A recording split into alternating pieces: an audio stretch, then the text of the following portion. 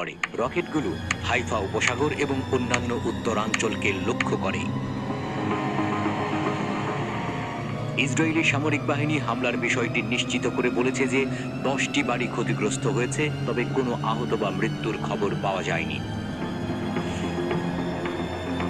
Hezbollah জানিয়েছে তারা ইসরায়েলের সুতলা এবং মাসকাব আম সেটেলমেন্টে মিসাইল হামলা করেছে। প্রতিরোধ যোদ্ধারা ইসরায়েলি সেনাদের জমায়েতকে লক্ষ্যবস্তু করেছে।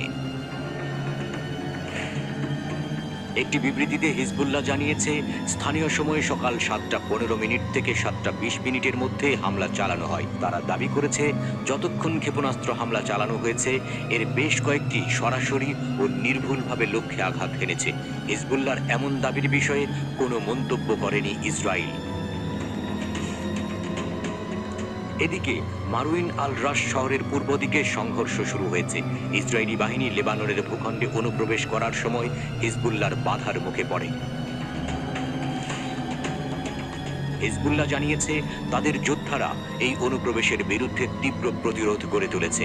এরই মধ্যে তারা 4 জন ইসরায়েলি সেনাকে হত্যা করেছে এবং বহু সেনা আহত হয়েছে। উদ্ধারকারী দল 4টি হেলিকপ্টারের মাধ্যমে আহতদের উদ্ধার করে হাসপাতালে নিয়ে যায়। আল জাজিরা জানিয়েছে আহত ওই সেনাদের হেলিকপ্টারে করে হাইফার কাছে নিয়ে যাওয়া হয়, যেখানে অসংখ্য অ্যাম্বুলেন্স অপেক্ষা করছিল। এছাড়া একই সময় ওই এলাকার 3টি হাসপাতালকে প্রস্তুত থাকার নির্দেশ দেওয়া হয়। দখলদার ইসরায়েল দাবি করছে লেবাননে তারা সীমিত আকারে অভিযান চালাচ্ছে। এই অভিযানের লক্ষ্য সীমান্ত এলাকা থেকে হিজবুল্লাহর অবকাঠামো ধ্বংস করা। তবে লেবাননে ঢুকতে বেগ পেতে হচ্ছে ইসরায়েলি সেনাদের।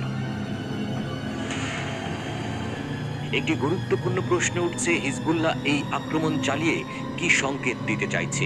তাদের লক্ষ্য কি কেবল সামরিক বিজয়, নাকি একটি বৃহত্তর কৌশলগত লড়াইয়ের প্রস্তুতি?